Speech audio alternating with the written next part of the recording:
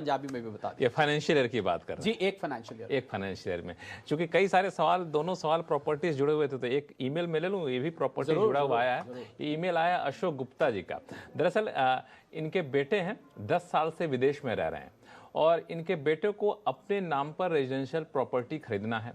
अब दरअसल इनके बेटे ज्वाइंट नेम के तौर पर अपनी मां यानी अशोक गुप्ता जी की जो पत्नी होंगी उनका नाम डालना चाहते हैं। अब ये तो खुश तो हैं कि हमारी पत्नी का नाम ज्वाइंट नेम पे चला जाएगा, लेकिन इनका ये भी चिंता है कि कहीं इनकी पत्नी पर कोई देनदारी तो नहीं बन जाएगी टैक्स की। हालांकि साफ कर रहे हैं कि प्रॉपर्टी खरीदने में इनकी पत्नी किसी भी तरह के कोई वित्तीय मदद नहीं कर रही है। जी हाँ, बिल्कुल अशोक जी का हम जो डाउट है वो दूर कर देते हैं और उनके फेवर में दूर कर देते हैं। देखिए, प्रॉपर्टी कैपिटल गेन से रिलेटेड जो भी प्रोविजंस हैं लक्ष्मण, और यही हाउसिंग लोन से भी संबंधित है कि जब आपका नाम खाली नाम के लिए डाल दिया जाता है, मतलब आपका नाम आपने कंट्रीब्यूट कुछ नहीं किया, जैसे कि इनकी वाइफ या बेटे की मम्मी जो हैं उन्होंने कुछ दिया नहीं है, सिर्फ उनका नाम डाला जा रहा है, तो ऐसे में उनकी कोई लायबिलिटी नहीं बनती। इसमें कंट्रीब्यूटर जो पैसा डालता है, नियम बहुत सारी कोर्ट की रूलिंग्स हैं कि जो पैसा डाल रहा है प्रॉपर्टी असल में उसी की कहलाएगी। यही बचाने के लिए भी है।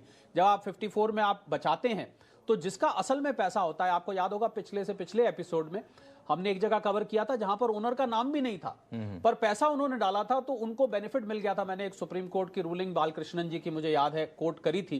तो ऐसा नियम है, तो उनको कोई टैक्स की इंप्लीकेशन नहीं आएगी और सारा का सारा बेनिफिट आपके पुत्र को मिलेगा।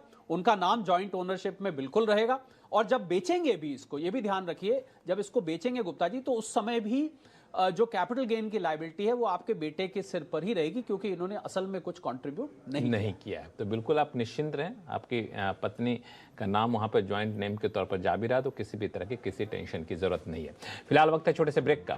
ब्रेक के बताएं कि सेक्शन 80C के दायरे में ऐसे रिडक्शन जिस पर आमतौर पर हमारा आपका ध्यान जाता नहीं है, लेकिन जाएगा तो बड़ा काम का निकलेगा, वो बताएंगे छोटे से ब्रेक के बाद।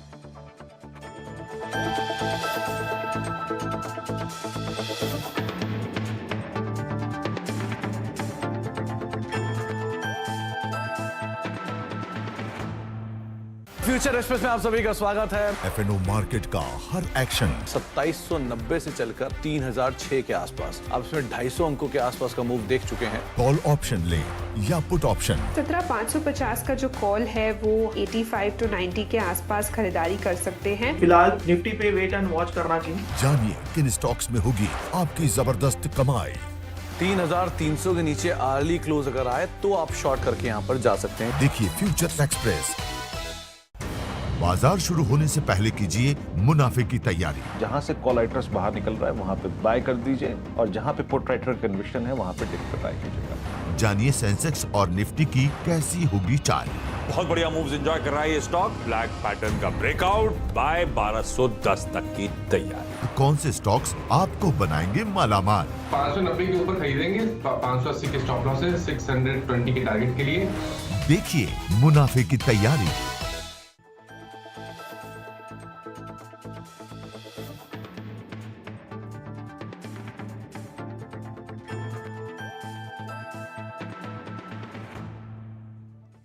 टैक्स बचाने का हो टेंशन या फिर पेचीदे टैक्स नियमों की उलझन, अटका हो रिफंड या मुश्किल में फंसा हो आपका रिटर्न, हर मुश्किल सवाल का आसान जवाब है टैक्स गुरु, जहां आप ना सिर्फ अपना टैक्स बचाते हैं बल्कि हम टैक्स की उलझनों को सुलझाने के गुर भी आपको सिखाते हैं।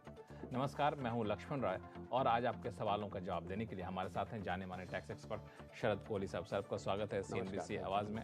हमने देखा है कि विदेश में रहने वाले भारतीय अपने घर पे परिवार को, माता पिता को पैसे भेजते रहें, लेकिन इन दिनों विदेश में पैसा भेजने का चलन बढ़ता जा रहा है। अगर रिजर्व बैंक के आंकड़ों को देखें तो पिछले 8 साल में बाहर भेजे जाने वाली रकम में करीब 280% से भी ज्यादा की बढ़ोतरी हुई है। अब सवाल उठता है कि जो लोग बाहर पैसा भेजते हैं क्या उनको भी टैक्स देना पड़ता है? कोहली साहब, सवाल जायज है कि नहीं? बिल्कुल जायज है। और लक्ष्मण, पैसा लिबरलाइज रेमिटेंस स्कीम जो चलती है 2.5 लाख जो 2020 में शुरू की गई थी। जी हाँ, प्रति भारतीय ने, स्कीम तो पहले से है, उसकी लिमिट चेंज की गई। प्रति भारतीय प्रति वर्ष आप $2.5 लाख तक एक साल में भेज सकते हो। लोग इसका भरपूर फायदा उठा रहे हैं, पढ़ाई लिखाई के लिए, लोन लेने के लिए, निवेश करने, लोन देने के लिए, निवेश करने के लिए वगैरह।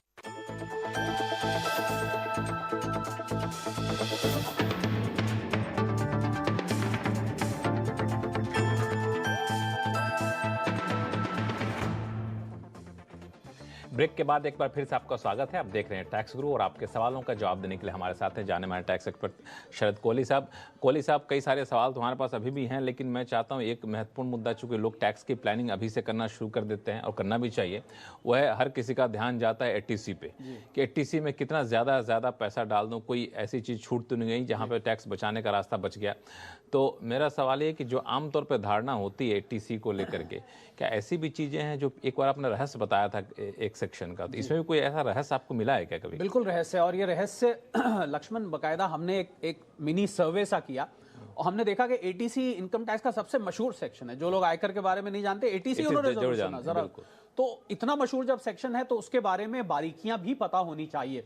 और हमने एक बड़ा इंटरेस्टिंग सर्वे देखा, अभी मैं आपको जो लिस्ट बताऊंगा उसमें कि बहुत सारे लोग एटीसी को सिर्फ प्रोविडेंट फंड, इंश्योरेंस, एनएससी इस तक ही सीमित रख के छोड़ देते हैं। और आपको हैरानी होगी कि सैलरी वालों को अगर हम हटा दें तो उसमें से करीब 8 से 9 लोग 10 में से ऐसे निकले जिन्होंने प्रॉपर्टी खरीदी थी साल में, और उन्होंने प्रॉपर्टी पे जो स्टैंप ड्यूटी पे करी थी उस स्टैंप ड्यूटी का बेनिफिट लिया ही नहीं, और 1.5 लाख उनका जाया गया, मतलब वेस्ट हो गया। जो 1.5 लाख की लिमिट थी एटीसी की वो उनकी वेस्ट हो गई, उनको ध्यान ही नहीं रहा, उनको किसी ने ये बताया ही नहीं।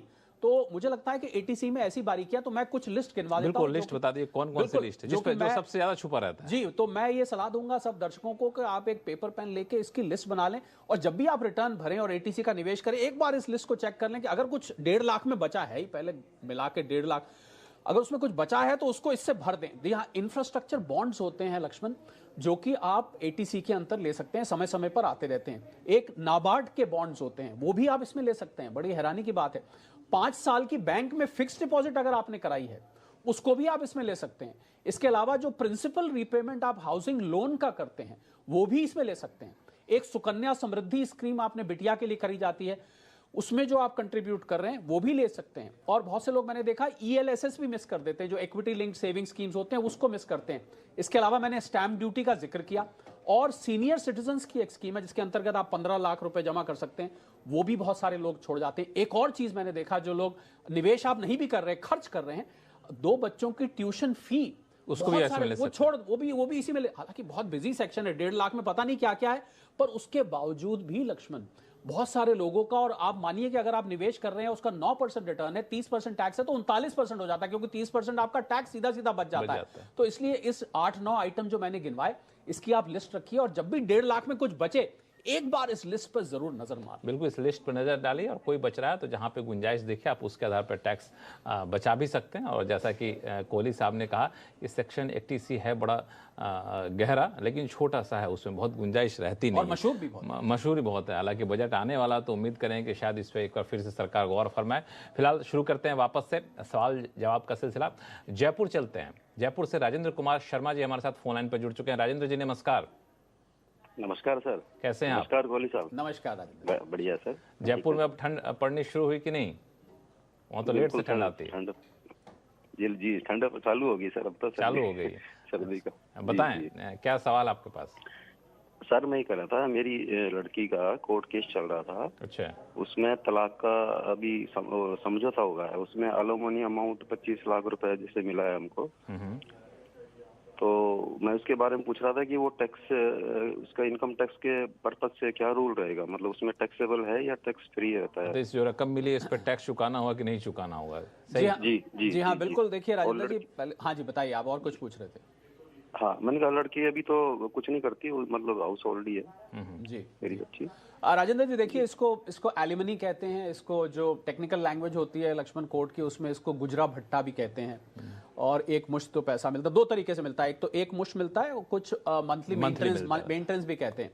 तो राजेंद्र जी, जो उनको लमसम मिला है आपकी बिटिया को, वो कैपिटल रिसीट गुजरा भट्टा मान के उस पर कोई टैक्स नहीं होगा। अगर कुछ मंथली मेंटेनेंस भी है तो ये फिर उनकी जो 2.5 लाख की, क्योंकि वो और कुछ उनके इनकम का सोर्स नहीं है, तो उनको 2.5 लाख की जो बेसिक एग्जेम्पशन है या और कुछ इंटरेस्ट वगैरह आता है उसके साथ जोड़ के इसको टैक्सेबल कैटेगरी में इसको डाला जाएगा। पर जो 1 टाइम मिला है राजेंद्र जी, तो ये एक अच्छी खबर है। हालांकि हमें खेद है कि उनके साथ ऐसा हुआ और आज उनको एलिमनी लेना पड़ रहा है, पर टैक्स इस पे नहीं लगेगा जो 1 टाइम उनको मिला है। चलिए, तो इस मोर्चे पे कम से कम निश्चिंत हो सकते हैं कि इस रकम पे जो 25 लाख की रकम बता रहे थे, इस पे किसी भी तरह की टैक्स की देनदारी नहीं बनती है। चलते हैं कोलकाता, जहां से कमल पाल जी हमारे साथ फोन लाइन पर जुड़ चुके हैं। कमल जी नमस्कार, क्या सवाल है आपके पास? नमस्कार सर, मैं कलकत्ता से बोल रहा हूँ जी। देखिए, मैं ऑप्शन ट्रेडिंग करता हूँ, उसका टैक्स सिस्टम के बारे में कोई आइडिया नहीं है। मैं मैक्सिमम डे ट्रेडिंग करता हूँ और ऑप्शन ट्रेडिंग। जी चलिए कमल जी, देखिए ऑप्शन डे ट्रेडिंग दो प्रकार की होती है, एक तो इक्विटी में होती है और एक ऑप्शंस में होती है। अगर आप मान लीजिए बीच में इक्विटी भी करते हैं तो वो इंट्राडे स्पेकुलेशन बिजनेस में आ जाएगा। उसमें आपको स्पेकुलेशन बिजनेस में जो बिजनेस के प्रॉफिट लॉस बनते हैं वही रूल रहेगा, खर्चे भी क्लेम कर सकते हैं। और जो आप ऑप्शन ट्रेडिंग करते हैं, उस ऑप्शन ट्रेडिंग में आपको जो नियम नए हैं, आपको ज्ञात नहीं ज्ञात है तो हम बता देते हैं। प्रॉफिट लॉस और प्रीमियम, और ये प्रीमियम तब इंक्लूड किया जाता है अगर प्रॉफिट को कैलकुलेट करने में प्रीमियम पहले नहीं इंक्लूड किया गया है। तो अगर आप ये करते हैं तो आपको पता होगा टैक्स ऑडिट इस पे सब्जेक्ट होता है, और अगर लॉस हुआ है तो ये लिमिट 1 करोड़ हो जाती है। अगर आपको लॉस इसमें नहीं है तो भी आपको टर्नओवर अपनी देखनी पड़ेगी, खर्चे आप इसमें से भी क्लेम कर सकते हैं, और इसको आप income from business and profession में ऑप्शंस ट्रेडिंग को आप लेंगे। तो मैं आपको सलाह दूंगा, अगर इक्विटी और ऑप्शन दोनों है लक्ष्मण इनके, तो इसको, क्योंकि वो स्पेकुलेटिव है, ऑप्शंस को हम रेगुलर बिजनेस इनकम में लेते हैं, तो इसको ये अलग अलग आइडेंटिफाई करके चलें। ठीक है, तो इस हिसाब से आप चलेंगे तो शायद आप यहाँ पे बेहतर तरीके से टैक्स की देनदारी को तय कर पाएंगे। फिलहाल वक्त छोटे से ब्रेक का, ब्रेक के बाद बताएंगे क्या लीज प्रॉपर्टी पर चुकाना होगा जीएसटी, अगर हाँ तो उसका तरीका क्या होगा, बताएंगे छोटे से ब्रेक के बाद।